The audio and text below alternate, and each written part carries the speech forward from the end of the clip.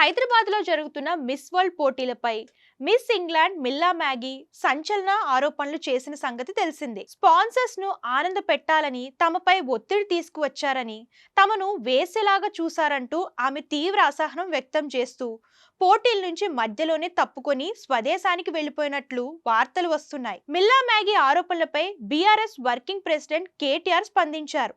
ఈ మేరకు కేటీఆర్ తన ఎక్స్ వేదికగా మాట్లాడుతూ మిస్ ఇంగ్లాండ్ మిల్లా మ్యాగీ హైదరాబాద్లో జరిగిన మిస్ వరల్డ్ 2025 పోటీల్లో తనపై జరిగిన చెడు అనుభవాల గురించి ముందుకు వచ్చి ధైర్యంగా బహిరంగంగా మాట్లాడినందుకు ప్రశంసిస్తున్నానని అన్నారు.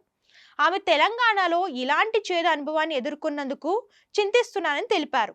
తెలంగాణలో స్త్రీలను గౌరవించే, సమాన అవకాశాలు ఇచ్చే సంస్కృతి ఉందని, రాణి రుద్రమ్మ, చిట్యాల ఐలమ్మ వంటి గొప్ప మహిళా నాయకులు ఇక్కడి నుంచే వచ్చారని పేర్కొన్నారు.